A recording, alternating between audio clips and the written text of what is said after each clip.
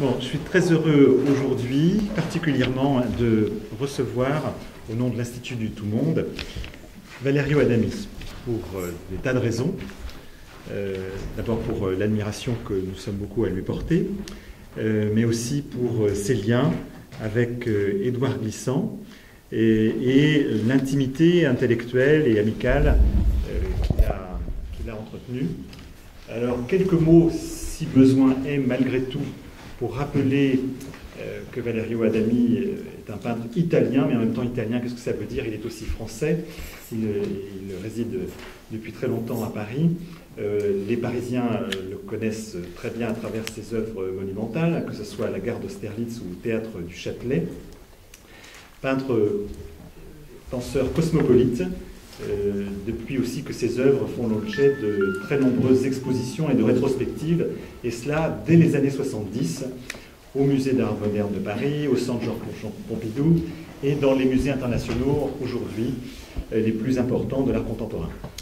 Au moment de ce qu'on a pu appeler la nouvelle figuration, Valerio Adami a imposé sa propre pensée du dessin et de la vision. Il a son style, qu'on reconnaît entre mille, et en même temps, il renouvelle constamment les scènes figuratives avec des références mythologiques, avec des personnages aussi philosophiques, des architectures complexes. Je voudrais rappeler aussi, avant qu'on commence cet entretien, que l'œuvre de Valerio Adami est accompagnée et commentée par de grands écrivains, de grands penseurs, parmi lesquels Octavio Paz, Italo Calvino, Jean-François Lyotard, Gilles Deleuze, Jacques Derrida, ça fait rêver tous ces noms, et bien sûr Édouard Glissant. C'est une très ancienne amitié qui le lie à Édouard Glissant, qu'il a rencontré alors qu'ils étaient encore en culotte courte ou à peine sortis de l'adolescence. C'est donc sous le signe de l'amitié que Valerio Adami nous fait l'honneur de venir à l'Institut du Tout-Monde, et il a choisi la forme du dialogue. Il a souhaité que je m'entretienne avec lui de cette amitié et de cette relation, pour employer un mot fort ici. C'est d'ailleurs sous ce même signe que je voudrais commencer notre entretien par un hommage à un ami commun de Valerio et d'Édouard, et qui vient de disparaître, Antonio Tabucchi, un écrivain italien, lui aussi cosmopolite, qui aimait Paris et qui vivait à Lisbonne, qui avait aussi, en tout cas c'est comme ça aussi que je l'ai vu quelquefois à Paris, une grande verve politique, un engagement politique très fort, et en même temps un engagement poétique dans son amour de Pessoa, et aussi un engagement aussi de romancier qu'il était. Donc, Valerio, bienvenue. On va commencer peut-être par ce qui pourrait sembler de l'anecdotique, mais ce n'est pas forcément un hasard que ces rencontres entre justement des écrivains, des poètes, des peintres, des philosophes, s'ils t'ont à ce point commenté et fréquenté, c'est bien qu'il y a des affinités électives sans nul doute. Alors, est-ce que d'abord, tu pourrais évoquer cette affinité, cette naissance, ces rencontres très anciennes entre Édouard Glissant et toi? Est-ce qu'on prend deux micros? Non, c'est ça. Bien, je suis ému de penser à cette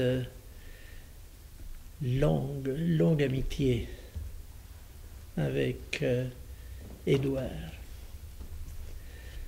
Je crois que je fais aussi mes exercices de français quand j'étais très jeune sur la lézard. Édouard, je l'ai rencontré à Paris. Édouard était un grand ami et connaisseur, évidemment, de l'art et de la peinture. Et j'ai pu le rencontrer et tout de suite est née une grande amitié avec un peintre italien qui s'appelait Peverelli, Cesare Peverelli. Je crois qu'il y a eu une grande amitié et communauté entre Édouard et Peverelli. Je crois qu'à un certain moment, ils ont même partagé un appartement à Paris ensemble. Donc, j'étais très jeune, j'avais 17 ans, je crois, la première fois que j'ai rencontré Édouard. À ce moment-là, notre amitié, il s'est transféré un peu pendant les vacances d'été. Ce n'était pas des vacances ni pour lui ni pour moi, mais c'était l'été. Alors l'été, on le passait en Italie, ensemble. On se revoyait au mois de juin, juillet, et on passait les 2-3 mois d'été ensemble. Un peu dans la, comme je pourrais dire, sans programme, sans géographie. On se revoyait dans le nord d'Italie. Et puis, on cherchait des lieux qui étaient des lieux, en effet, pas fréquentés, mais même si à l'époque, les tourismes n'étaient pas comme aujourd'hui, ils n'étaient certainement pas organisés. Il y avait des petites villes, des villages, comme Vernazza, par exemple, dans le nord d'Italie, où il y avait que le chemin de fer qui amenait dans ces villages. C'était à la mer. Édouard, immédiatement, était devenu, comme je pourrais dire, un petit leader de ce village, aussi parce qu'avec des amis, et un ami italien qui s'appelait Emilio Tadini, un grand écrivain, un poète et aussi un peintre de valeur, ils avaient inventé des jeux. Mais des jeux qu'on pouvait faire chaque soir dans la place du village. Et donc toute la population était avec nous. Ils partageaient d'un côté et de l'autre, parce que Édouard et Emilio Tadini avaient inventé avec les dés une sorte de circuit d'Italie, au circuit de France, ce qu'on fait avec les bicyclettes. On avait construit des bicyclettes grandes 30 cm. Dans la place de Vernazza, cet village à la mer. On avait dessiné toutes les montagnes, les collines, et on avait imité une vraie course de bicyclette comme les circuits d'Italie ou les circuits de France. Je ne sais pas s'il y avait un petit montée comme ça. Alors le cycliste qui était derrière, il pouvait, n'est-ce pas, utiliser comme dans les vraies courses, que l'air était coupé par les cyclistes qui étaient devant. Et donc, avec les dés, je ne sais pas, on avait 10 points de plus. Et ça, au fond, on le faisait le soir. Et on dessinait cette piste dans la place principale du village. Je crois que si vous passez, mais je pense que Sylvie qui est ici, il m'a raconté qu'il y a quelques années, ils sont passés dans un village comme Vernazza, ce village dans lequel Édouard était devenu une sorte de leader, oui, mais lui avait comme je pourrais dire, le destin de leader. Grand, gros, beau. Et à Vernazza, je pense qu'il y a encore tout le monde de mon âge, bien sûr. Il se souvient de ces soirées, enfin. D'ailleurs, Édouard m'avait donné un petit nom qui était 7 noms. Pourquoi il m'a appelé comme ça? Il m'a appelé comme ça pour 2 raisons. Une, parce qu'un jour, il découvre dans ma poche les noms japonais. Et c'était 7. Et donc, sur la couverture du livre, c'était écrit 7 noms. Et lui a commencé à m'appeler comme ça. Mais la raison était qu'il voulait toujours, dans ces jeux de petits cyclistes, n'est-ce pas, c'était le jeu des lois, au fond, gonflé. Il voulait toujours avoir des accords avec moi.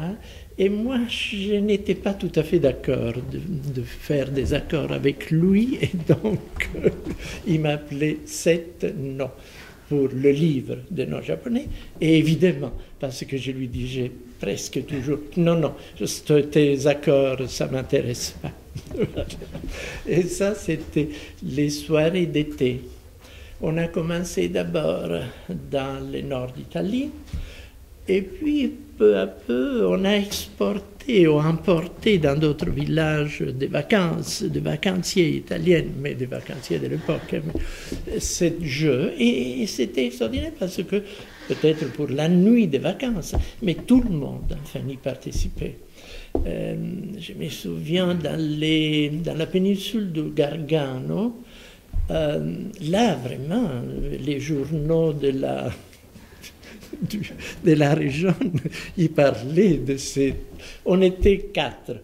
Il y avait lui, il y avait Emilio Tadini, c'était moi, et c'était évidemment Cesare Peverelli, qui, comme on arrivait, on montait cette espèce de cirque, et tout le monde était ravi de nous suivre.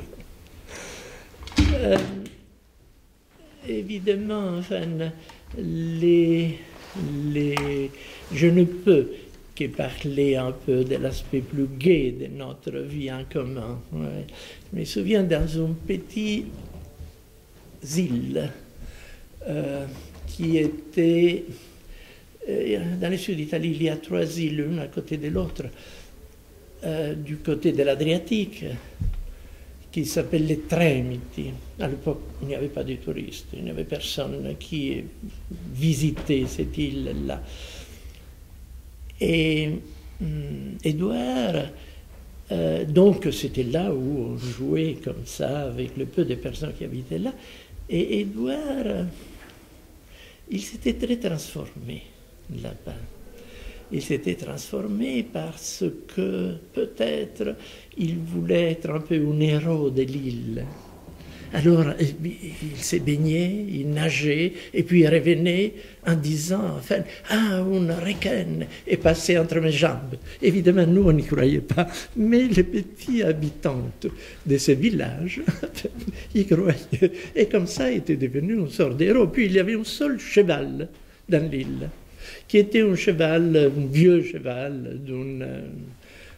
Et évidemment, on se le disputait beaucoup entre les propriétaires du cheval, entre Édouard, moi et les autres amis qui étaient avec nous, parce que faire les tours de l'île à cheval l'été, c'était absolument extraordinaire. Mais pourquoi j'ai dit tout ça? J'ai dit tout ça pas uniquement pour la douceur du caractère d'Édouard et sa capacité, enfin, d'être aimé par tout le monde. Dès qu'on arrivait comme ça dans un lieu petit comme ça, immédiatement, d'abord, il essayait, par exemple, là, dans le sud, on était du côté adriatique, mais dans cette île Tremiti, c'est curieux, ils parlent les napolitaines et pas... ils parlent les napolitains parce que c'était des îles dans lesquelles ils mettaient les condamnés. Et donc, cette île était habitée, enfin, dans l'histoire, par des condamnés. Et c'était les napolitains, enfin, Naples, qui, enfin, mettait les condamnés là, dans cette île. Donc, la langue qui était restée était la napolitaine. Et nous aussi, et Édouard, je crois qu'il a continué à parler un peu napolitaine, parce que... Et donc, entre nous, on avait fini pour parler de napolitaine. Autre chose de laquelle je me souviens d'Édouard, dans cette île-là, c'était qu'à la fin de la saison, donc c'était l'automne, le début de l'automne, les oiseaux migrateurs, ils s'arrêtaient dans cette île parce que ils revenaient, si c'était la fin de l'été, du nord de l'Afrique, ou sinon il allait, enfin, il émigrait, n'est-ce pas? Et Édouard, je ne sais pas si Sylvie te l'a jamais dit, mais il était devenu un expert de tout ce qui était les noms des oiseaux. Et on s'est posté le matin très très tôt pour voir enfin le passage de ces oiseaux qui ne pouvaient que se reposer dans cette île. Et puis, bien, ça c'était juste les souvenirs plus sentimentaux. Mais je crois qu'Édouard a beaucoup influencé une certaine littérature italienne. Des écrivains comme Emilio Tadini, il les lisait énormément, la poésie était... Donc, mais je ne veux pas monopoliser là. J'aimerais que tu nous dises un mot de cette proximité d'un poète, Édouard Glissant, et justement des peintres, parce qu'elle est dès le début, puisque Tadini est aussi peintre, tu l'as rappelé, Pevelelli, et puis toi, et puis aussi dans sa vie, on sait l'importance de Vilfredo Lam, on sait l'importance de Mata. Alors, comment expliquer bon, c'est vrai que beaucoup de penseurs et d'écrivains ont eu une sorte de constellation aussi d'artistes qui les entouraient. On peut l'observer, ça, particulièrement depuis la fin du 19e, c'est un fait historique. Mais malgré tout, il y a les peintres, le choix des peintres qui n'est pas toujours le fait des circonstances, où il y a quand même des affinités, j'y reviens. Donc, est-ce que tu pourrais nous dire si, à ton avis, il y avait, au-delà de l'amitié ou dans l'amitié elle-même, une fréquentation intime d'Édouard avec les peintres, et quels peintres? Est-ce que ça a pu aussi résonner dans son imaginaire?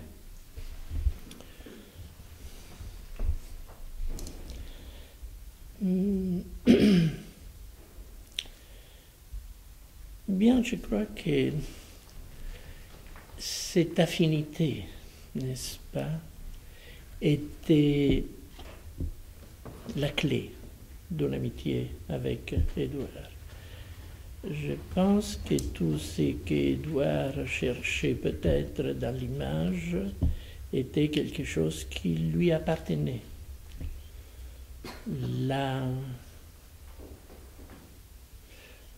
Bien sûr, il s'est intéressé beaucoup de peinture, de l'art, l'image était quelque chose qui faisait partie un peu de ses grands intérêts, et je dirais plus, d'un amour vers tout ce qui était la complexité de l'art. D'ailleurs, il a écrit sur la peinture, il a essayé de donner corps à son amour pour la peinture. Les passages étaient certainement dans toute une imagination latino-américaine, donc l'amitié avec Vilfredo Lam, l'amitié avec Mata, l'amitié avec des artistes latino-américains était certainement quelque chose de fondamental pour lui.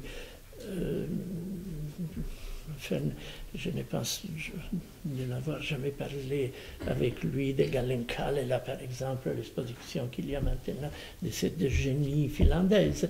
Mais je pense qu'au fond, c'était ce climat, cette forme baroque qui pouvait mieux, enfin, le séduire. Oui. Il a écrit sur mon travail, tardivement, mais je pense qu'au fond, comme on fait avec les amis, c'est rare qu'on se met à parler de philosophie avec un philosophe, ami, ou de peinture avec, ou de poésie avec. Tout passe dans ce qui est le petit déjeuner qu'on prend le matin.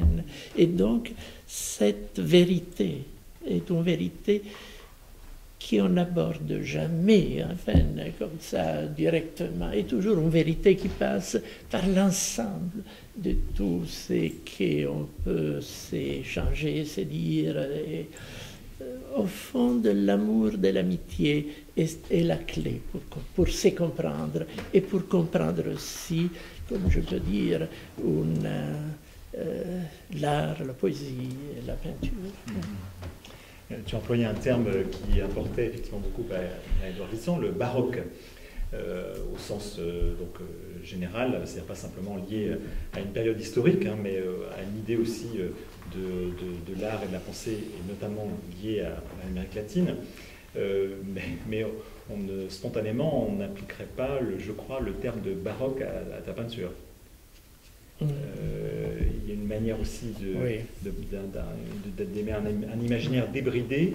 Je m'avance un peu, mais ce que je veux dire, c'est que malgré les différences entre ses amis peintres, est-ce qu'il avait un regard particulier qui pouvait lui permettre d'approcher la vérité, non pas de la peinture, mais des peintres ou des toiles?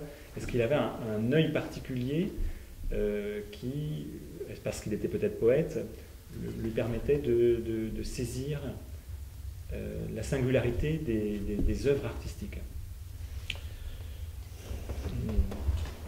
Je crois que ça, c'est valable pour tout être humain qui vit des passions pour la poésie, pour l'art, etc.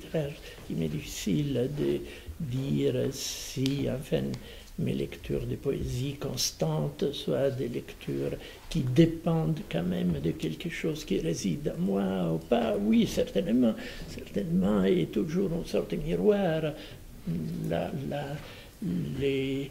Les parcours d'amour de séduction vers une œuvre, certainement. Dans le cas d'Édouard, je ne sais pas, mais je pense que là, Édouard était quelqu'un qui avait une profonde connaissance et une affinité avec tout ce qui était le monde de l'image. Sa poésie, sa littérature était quand même quelque chose dans laquelle l'image était fondamentale, une écriture qui devenait quand même le corps même de l'image. Puis, je ne sais pas si ses goûts étaient plutôt pour... Et puis, Édouard, on s'est beaucoup fréquenté quand on était très jeune. Ça, oui, on se voyait, on passait donc toutes les vacances ensemble. Quand j'étais à Paris, je les voyais. Après, on s'est vu un peu moins pour ma vie nomade qui m'a amené à vivre en Angleterre, aux États-Unis, aux Indes, dans des pays évidemment d'où il était difficile de se retrouver. Mais sinon, je pense enfin qu'entre ses goûts, ses passions et les miennes, il y avait certainement enfin, des affinités, sinon on n'aurait jamais pu vivre des moments d'amitié si profondes.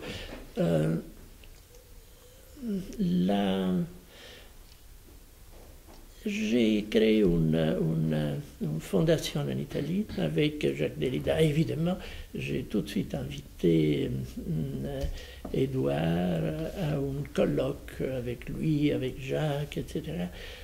Ce n'était pas facile, enfin, parce que vraiment, la nature de toute la pensée, ou l'origine du pensée d'Édouard, était une nature qui, quelquefois, n'était pas si facile d'être compris et partagé. Oui.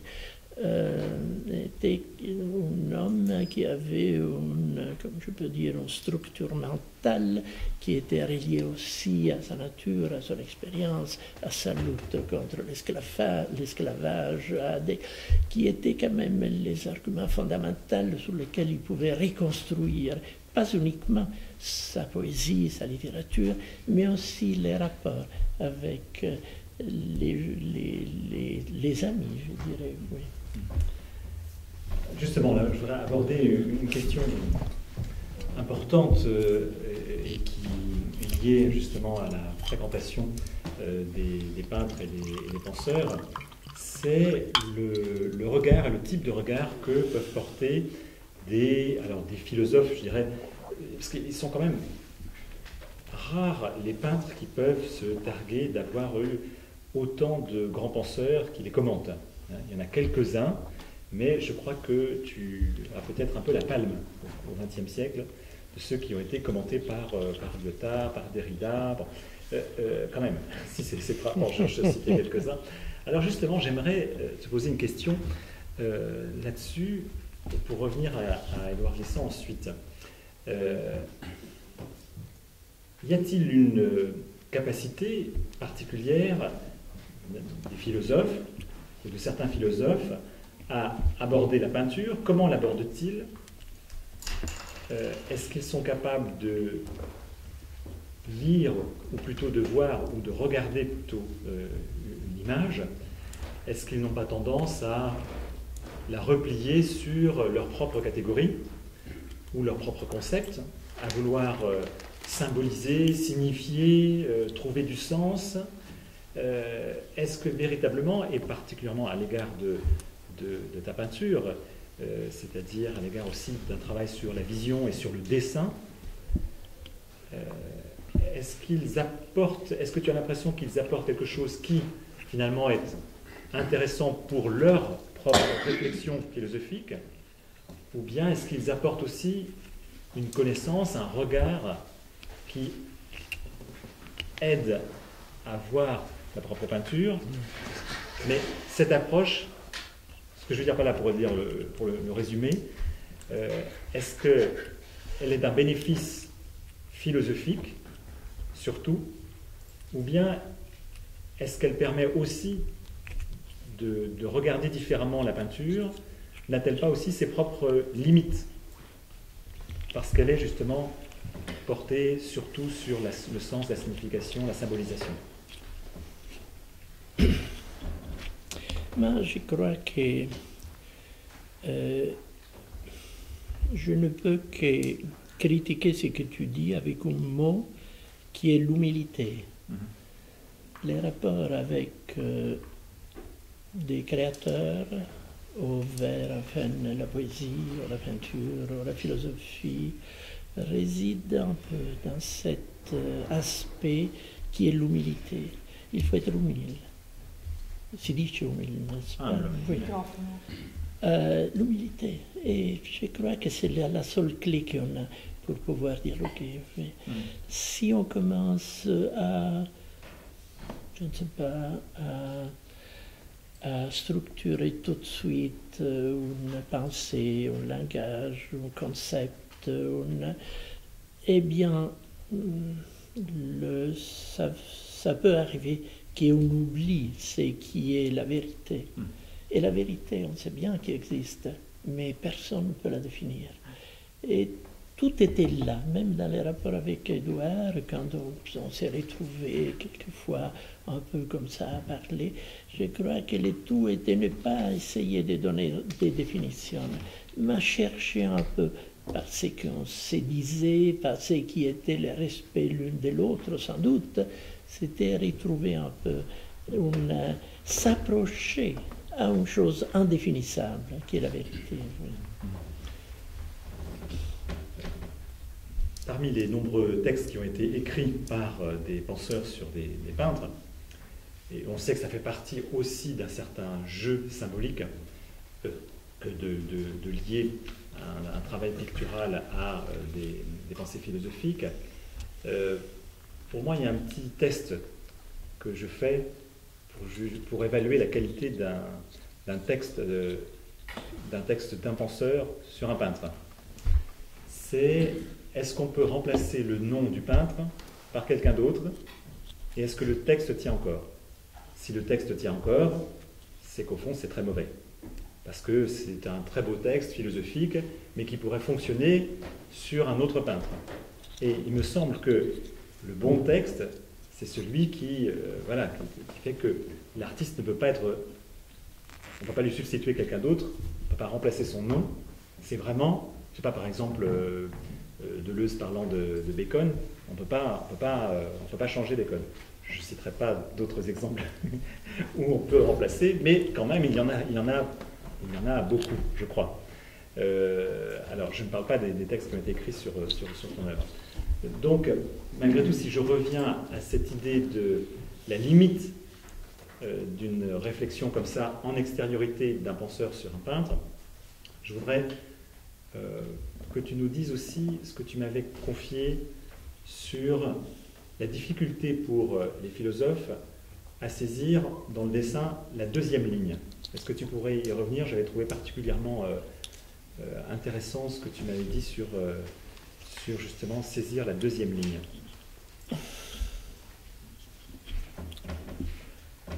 Je ne me souviens pas de ce que je peux enfin dire sur le parallélisme, voilà, oui, des lignes, etc. Mais c'est vrai que tout est double.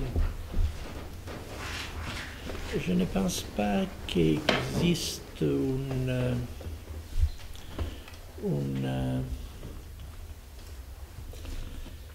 seule ligne qui peut donner forme.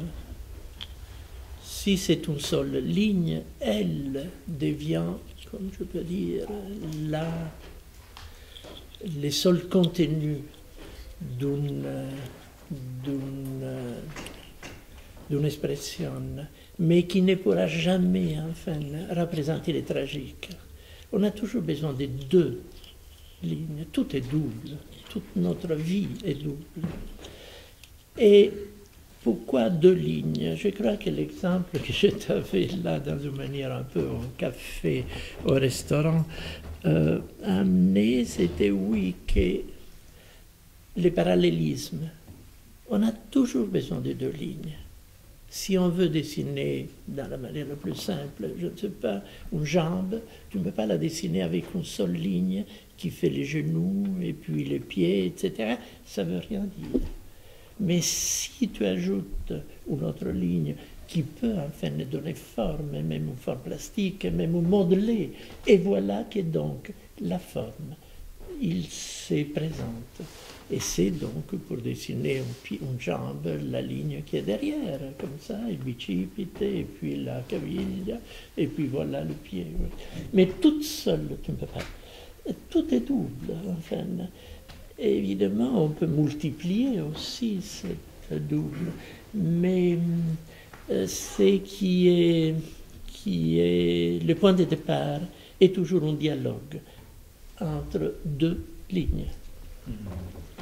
Et alors, est-ce que justement les philosophes n'ont pas tendance à oublier cette deuxième ligne pour ne voir que simplement un dessin sur une ligne?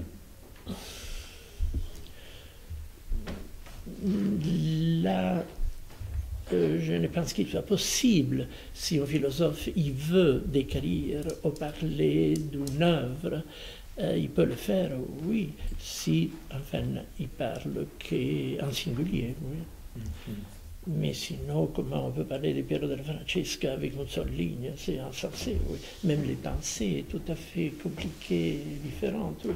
Mais ce que tu dis, c'est aussi vrai dans un certain sens. Tu me fais là rentrer dans d'autres choses. Par exemple, la lumière est unique. Il n'y en a pas deux. L'histoire de la lumière est extrêmement compliquée. Si tu prends la lumière byzantine, évidemment, la source de tout est dans un seul point de lumière. Mais parce que la lumière, quand même à l'époque, était la représentation de Dieu et du divin, et donc pouvait rester toute seule. Mais sinon, la lumière est quelque chose qui a besoin, je ne dis pas de l'ombre, mais quand même a besoin d'habitude, dans la peinture occidentale, la lumière était, je ne sais pas, dans un tableau, il s'est présenté par les heures 11 à peu près, là, de l'angle gauche d'une toile, c'était là la source de lumière, et donc les figures étaient éclairées d'un côté, et de l'autre côté, c'était dans l'ombre, et cette ombre-là, il ajoutait aussi tout ce qui était la sensualité d'un corps, par exemple, ou même la sensualité d'un objet, était donnée par cette double lumière, la lumière et l'ombre, que je ne voudrais pas appeler comme ombre. Dans les pensées indiennes, l'ombre n'existe presque pas parce qu'ils cherchent toujours enfin une lumière qui est la lumière du midi et que donc il ne fait pas de l'ombre. Aussi pour ne pas la, come si dice, calpestarla avec le pied là. Voilà. Parce que c'est un péché d'essayer comme ça avec ton pied de toucher l'ombre. Enfin, ça c'était une autre chose. Je t'en prie. Je rebondis sur cette question de la lumière et de la nécessité, alors pas du nombre ou pas de l'obscur, mais en tout cas d'une certaine variation de la lumière, des degrés de lumière. J'aimerais qu'on revienne à Édouard Glissant et à une notion qui touche à une critique de la transparence, qui est l'opacité. Et à un débat qui a eu lieu sous ta tutelle, puisque tu réunis régulièrement des penseurs. Je sais que tu rechigneras peut-être à évoquer cela, mais pour nous tous et pour tous ceux qui travaillent sur Édouard Glissant, c'est important de savoir quel a été le différent avec Jacques Derrida, puisque ça s'est passé sous ton toit, dans ces réunions. Et on voudrait savoir, au-delà des, bon, peut-être des querelles d'ego qui touchent absolument tous les philosophes, tous les penseurs et tous les poètes, mais ce qui est en jeu dans le fait que Jacques Derrida, dont tu étais si proche, avait tant de mal à admettre, lui pourtant qui n'est pas du côté de la transparence et des lumières de la raison, qui a mis en cause le logocentrisme occidental, le phallogocentrisme, etc. Donc pourquoi avait-il tant de mal à admettre cette notion d'opacité qui tenait au cœur d'Édouard Glissant? Mais oui, c'est vrai qu'enfin, dans un séminaire très familial, enfin un séminaire très profond qu'on avait dans cette fondation entre Jacques et Édouard, le mot enfin, opacité était quelque chose qui a Jacques Derrida est sorti et puis enfin est rentré à nouveau, bien sûr, avec toutes les sens de culpabilité d'avoir un geste si fort, n'est-ce pas, d'abandonner là. Mais je peux comprendre que pour Derrida, l'écriture était si pure et importante que l'idée de l'opacité, de tout ce qui était dit et non dit, qui était dans la... Il pouvait enfin l'avoir un peu, je ne dirais pas offensé, mais enfin un argument qu'il ne pouvait pas accepter et comprendre. Mais dans le cas au contraire d'Édouard Glissant, toute son histoire était une histoire d'une langue qui ne pouvait qu'avoir sa propre évolution, comme il avait eu peut-être dans l'histoire de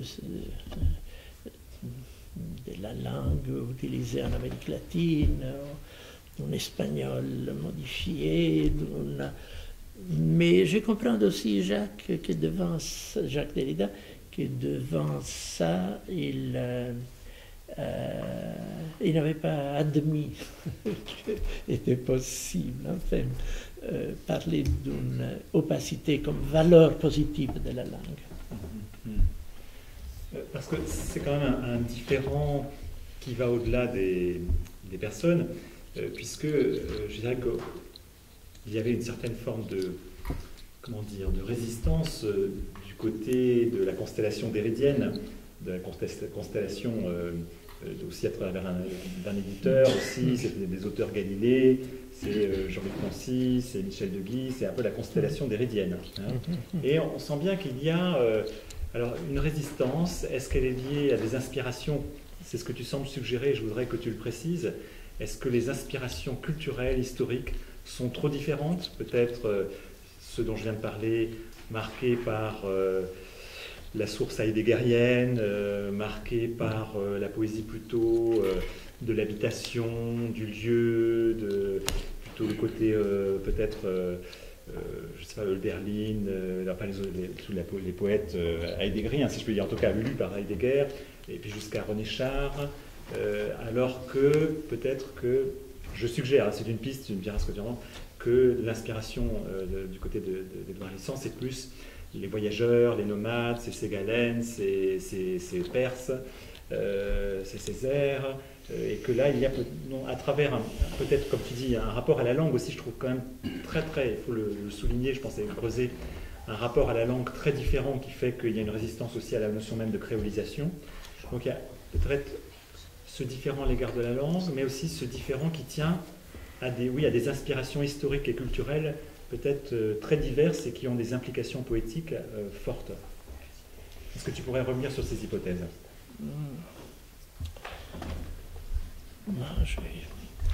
Jacques Derrida était un nomade de son passé.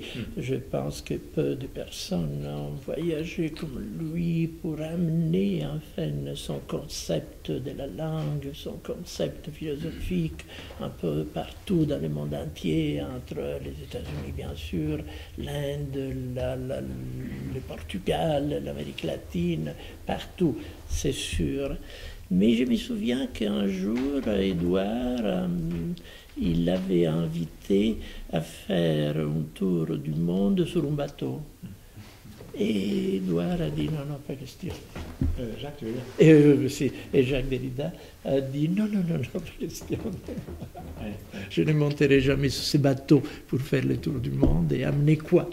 Peut-être c'était cette idée beaucoup plus vaste, au fond, d'Édouard Glissant, comme véhiculer la langue différemment de ce qui était cette espèce de parfaite, enfin, pureté et structure de la langue, comme je pense Jacques Derrida l'avait conçu.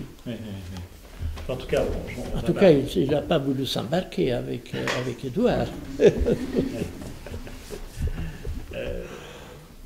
Je crois qu'en tout cas, dans tous ceux, puisqu'il y a de plus en plus, tu sais, de thèses, de travaux sur l'œuvre d'Édouard Glissant, et que c'est un chapitre qui sera sans doute très discuté, et c'est pour ça que ces informations-là sont importantes, parce que c'est une relation difficile qui date déjà de Bâton Rouge et des débats justement sur la langue, puisque c'était les premiers débats, c'était sur qui ont donné lieu à la publication du monolinguisme de l'autre de Derrida, et un dialogue qui s'est parfaitement réalisé entre Derrida et Ratibi, mais qui ne s'est pas réalisé avec Édouard Glissant.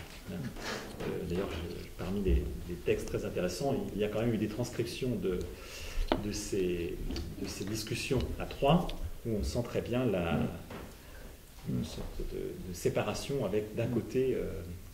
Je dois dire qu'Édouard était aussi un peu innocente devant Jacques, parce que quand il a commencé à parler, je me souviens, était un de ses arguments, de la créolisation de la langue.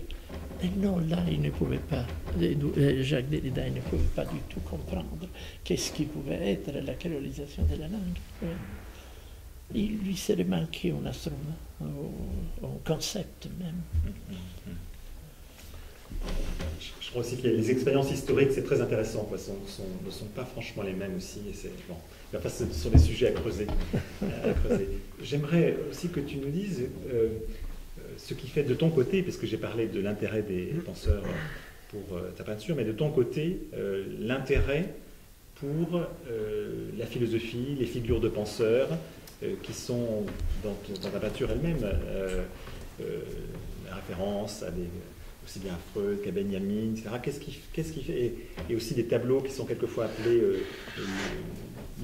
des concepts, l'idée, qu'est-ce qui motive ton intérêt pour la philosophie, et qu'est-ce que ça implique pour ta peinture que de te confronter dans l'espace pictural à la matière philosophique, à l'idée philosophique? Je ne pense pas de pouvoir te répondre parce que si je me pose ces questions, je n'ai aucune possibilité de trouver une vraie raison, sinon la raison évidemment d'une passion pour une pensée, mais non, la philosophie est la philosophie, la peinture est la peinture, la poésie est la poésie, et puis entre les différents domaines, il y a certainement une possibilité de dialogue et d'introduire, je ne sais pas, dans une poésie de Thomas Sterne Eliot, sans doute on trouve un concept philosophique dedans, c'est pas vrai qu'il n'existe pas et qui est de la poésie pure. Qu'est-ce que ça veut dire la poésie pure s'il n'exprime pas, enfin, dans la poésie un concept profond et qui a à faire. Et moi je me souviens qu'un jour j'avais suivi Faulkner qui était venu en Italie. Et moi, j'avais 17 ans. Et il voulait voir des chevaux. Lui, il était très passionné, Faulkner, pour les chevaux, etc. Et on est allé sur le lac Majeur, où il y avait un élevage, un fameux cheval qui s'appelait Ribot, était né là, et Faulkner voulait le voir. Le directeur d'une grande maison d'édition, j'étais un ami à moi, et il m'a amené là.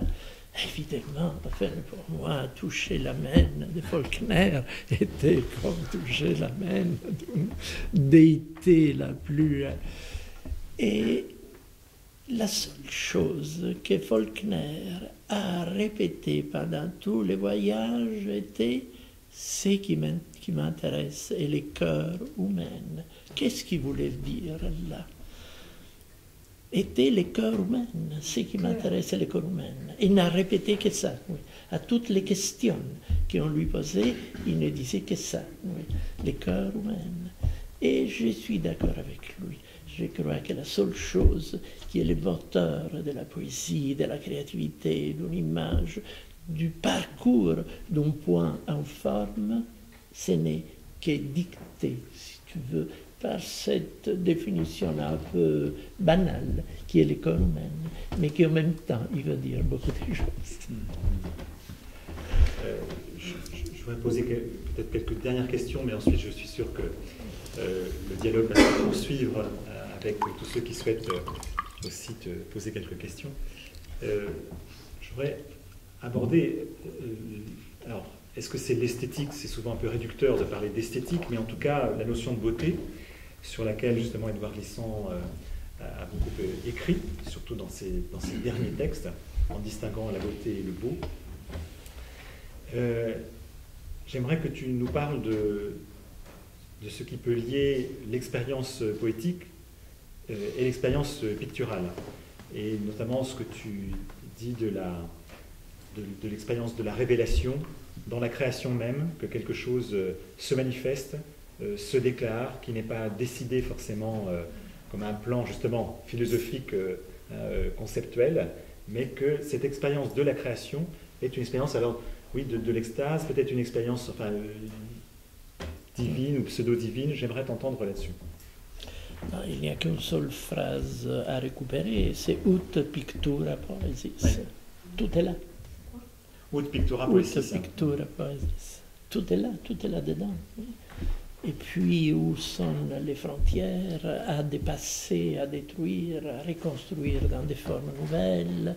Oui, tout ça est vrai, mais ce n'est malgré tout que le contenu poétique qui est l'œuvre. Tout le reste, c'est de la forme ajoutée, rien d'autre.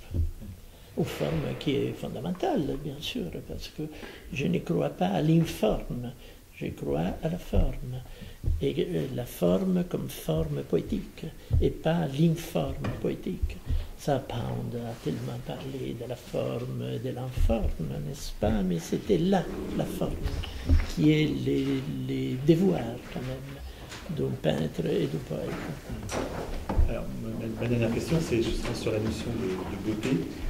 Est-ce que pour toi, c'est une notion qui appartient à une sorte d'éternité de la pensée, ou bien est-ce qu'elle s'actualise, est-ce qu'elle se reformule, puisque Édouard Glissant voulait la lier aussi au vivant, à une pensée du paysage.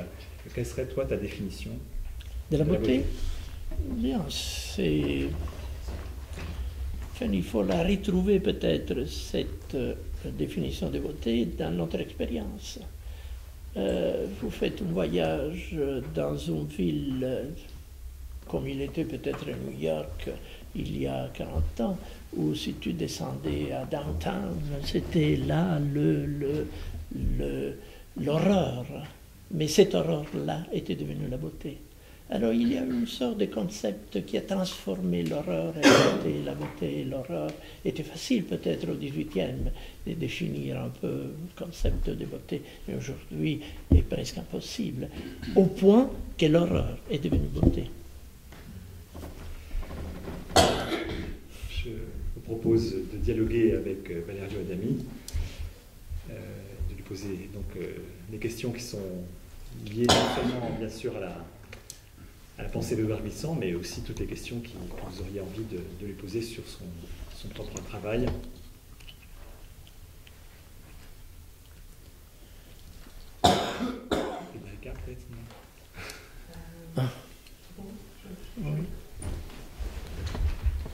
Quand tu me demandes, ça veut dire que je suis demandée, alors je... Oui, entre peintres. J'ai beaucoup aimé, comme tu parlais, de la ligne. Oui. C'est-à-dire que tout ce qu'on fait appelle le double et le double nous habite et on est obligé de répondre. Alors je te crois souvent parce que je vais beaucoup à Vitry et je vais beaucoup à Reggio Emilia. Et c'est étonnant comme chaque fois que je vois ton travail, il est transformé par moi-même.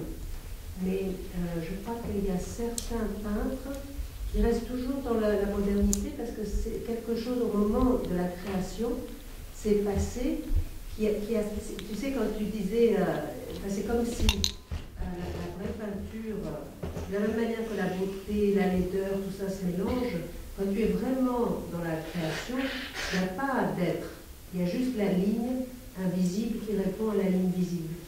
Donc, je n'ai pas de questions, mais ça, c'était ce que j'ai perçu et qui maintenant va m'inspirer. Merci beaucoup. Oui, non, je suis d'accord avec ce que tu es en train de dire, mais je voudrais ajouter quelque chose qui aujourd'hui est difficile, parce qu'on le fait rentrer dans tout ce qui était une argumentation mystique, et c'est la révélation. Il y a quelque chose qui se révèle tout seul. Tu penses à d'autres choses, et puis t'amènes, commence à dessiner quelque chose ou à boucher un point, comme tu dis, pour le faire devenir une ligne, une forme. Et ça, c'est la révélation de laquelle tu n'es pas responsable. Qui est responsable?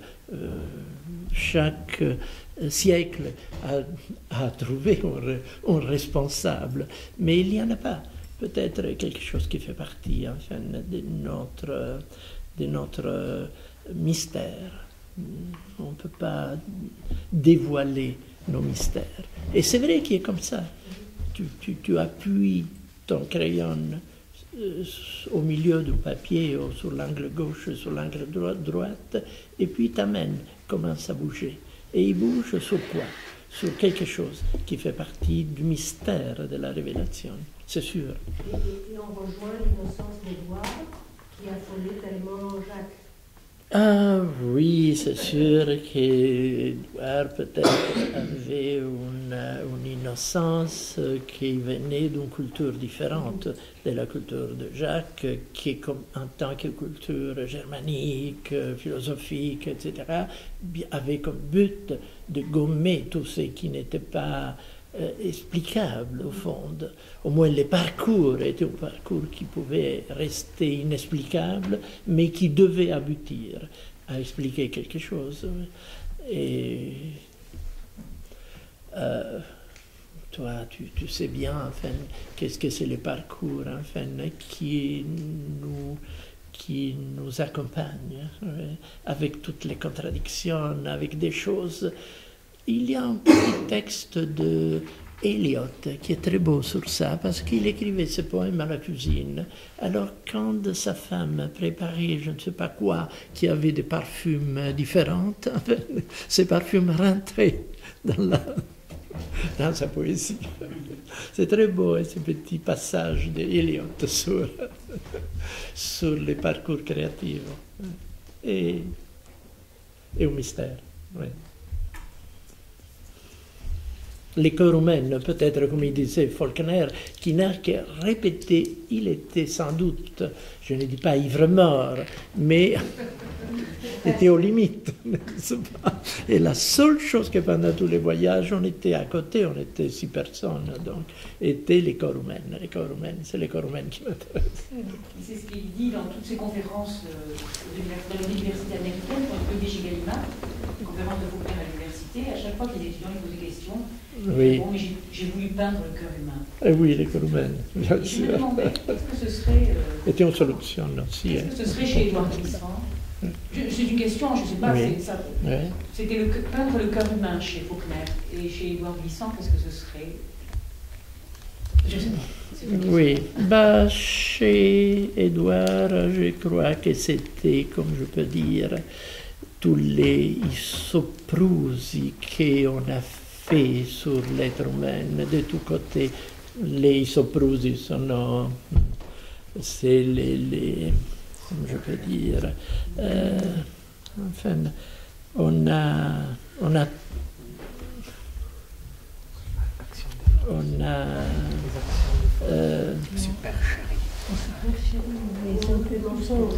oui, tout ce qui était, enfin, l'être humain était à tel point opprimé. Et c'est ça un peu ce que je voulais peut-être dire. Je crois que le corps pour Édouard, c'était aussi autre chose. Les corps pour Édouard, c'était aussi autre chose.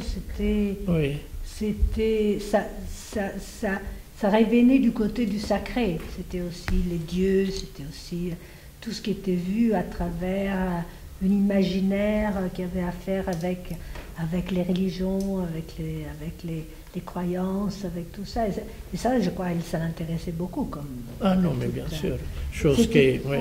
C'était pas un corps dévoilé comme en Occident. C'était un corps caché et passé à travers la lumière, justement, du sacré. Oui, je suis tout à fait d'accord. Oui, dis-moi, Sylvie. Pour Édouard, c'était pas le cœur humain, c'était les cœurs. Les cœurs, sans doute. Oui, bien sûr. Oui. Mais enfin, c'est vrai que... La double ligne. Ouais. Et ça, c'était sans doute la grande révélation qu'il a amené Édouard dans sa littérature, son pensée, sa poésie, c'est sûr.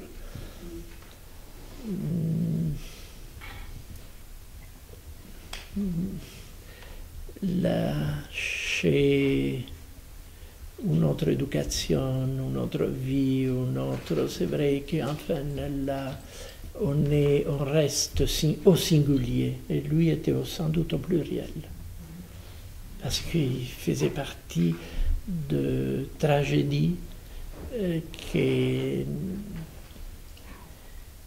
étaient plus vraies, enfin, dans son expérience de vie. Et tout ce que tu m'as dit aussi, c'est tout se retrouve, par exemple, dans son roman Tout le monde. Oui. Tu vois, toutes ces amitiés, tout ce qui a traversé sa vie, tous les gens qu'il a connus, toutes ces situations, tout ça.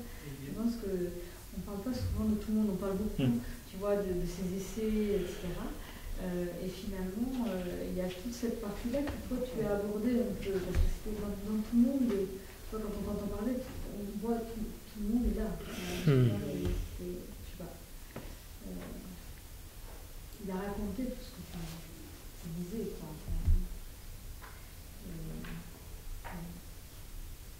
Bien, je crois que, enfin, c'était tout ce que tu dis, c'est la preuve d'une amitié que même si pendant des années on ne s'est pas vu, mais quand même il y avait des affinités. Une fois qu'on s'est revoyé, on s'embrassait tout de suite et on pouvait recommencer à parler du moment qu'on avait, qu'on s'était éloigné.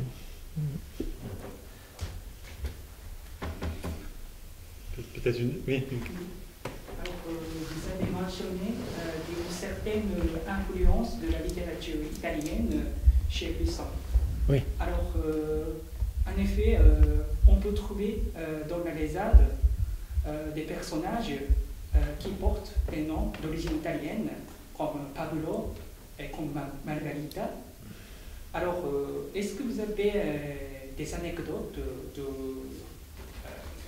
de connaissances sur la littérature italienne?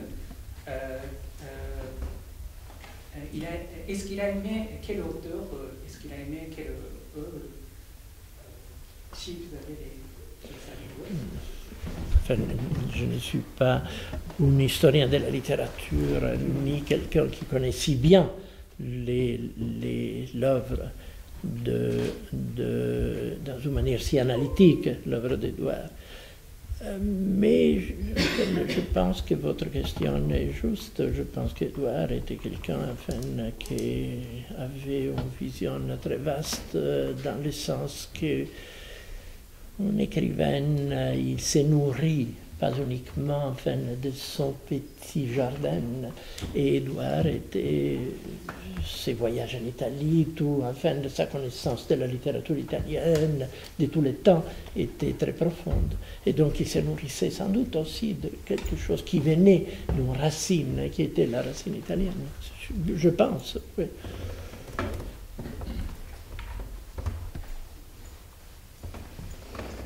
Une dernière question, peut-être? Voilà, c'est moi qui la pose, la dernière. Oui. Bon. Est-ce que le mot de créolisation peut avoir a un sens en peinture pour toi? Oui, je pense que oui. En effet, je voulais organiser, j'en avais parlé aussi à Édouard, une exposition sur les métissages, qui n'était pas, enfin, la créolisation peut-être, mais la créolisation faisait partie de cette pensée du métissage. Je crois qu'une grande partie, par exemple, de l'art mexicain, que je connais très bien, est un art qui participe à ce métissage. Oui.